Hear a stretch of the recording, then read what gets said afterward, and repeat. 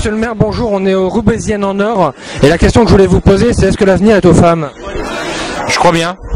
En tous les cas, il apparaît de plus en plus évident que dans cette priorité qu'a la société aujourd'hui de travailler sur la cohésion sociale, ce qu'on appelle le vivre ensemble, elle joue un rôle déterminant.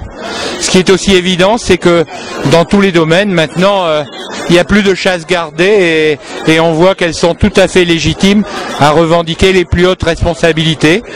Cette manifestation en est un bel exemple, puisque ces femmes, jeunes ou moins jeunes, ont toutes en commun de se dévouer pour la ville, de le faire avec talent, et elles méritaient d'être récompensées. Moi, je remercie l'Espace Grand Rue de l'avoir fait. On est dans une semaine d'élection. Qu'est-ce que vous avez ressenti avec ce premier tour, enfin cette élection, de cette confirmation, ce plébiscite de Ségolène Royal? Moi, personnellement, derrière Ségolène Royal, il y a une volonté évidente, il suffit de voir les nouvelles adhésions au Parti Socialiste, de rénovation des partis politiques, de dépoussiérage, si vous me passez l'expression, un refus des chasses gardées, des écuries, etc.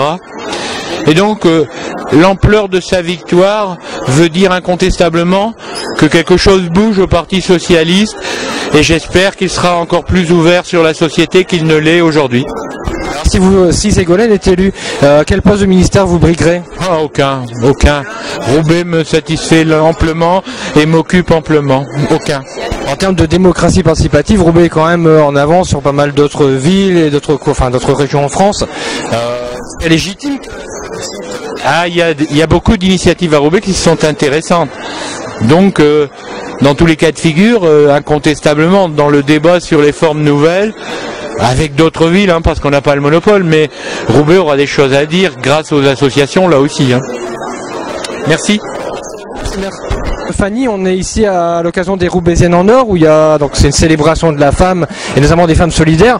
On est aussi dans une semaine d'élection, puisque Ségolène Royal a été plébiscitée par les membres du Parti Socialiste. Qu'est-ce que ça t'inspire? Je considère que c'est enfin assez juste, c'est-à-dire que l'engagement des femmes, quel que soit le domaine, là on le voit dans la vie associative, et dans une ville comme Roubaix c'est essentiel. Dans la vie amicale, familiale, professionnelle, les femmes sont aussi très engagées.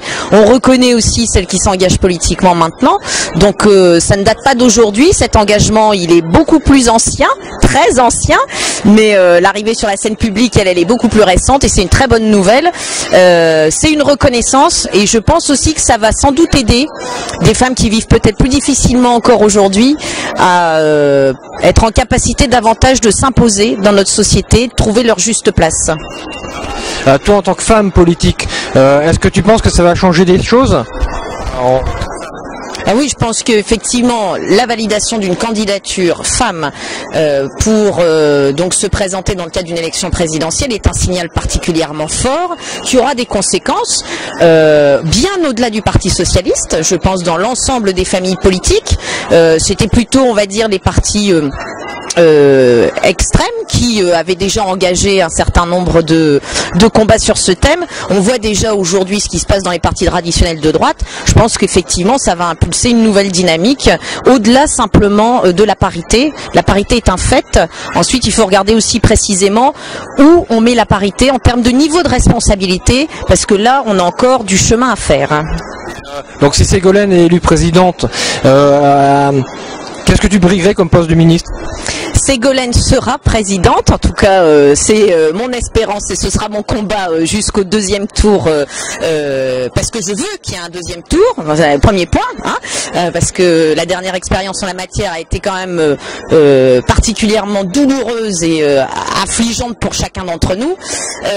Pour le reste, je continue moi à m'engager comme militante dans un parti politique, dans mon boulot, dans une ville avec un maire que j'essaie de suivre, et plus largement dans la vie de la cité de Roubaix, qui est une ville que j'aime.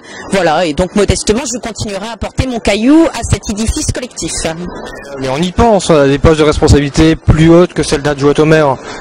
Aujourd'hui je suis candidate pour le Parti Socialiste pour les élections législatives à venir, soit justement très peu de temps après les présidentielles, et c'est un enjeu d'importance important, ce qui me permettra, là bien sûr aussi, si je suis élu et nous nous battrons en ce sens, également d'apporter ma contribution à un autre niveau, cette fois au niveau national, en travaillant aux côtés, je l'espère, de l'équipe qui sera menée par Ségolène Royal. Merci.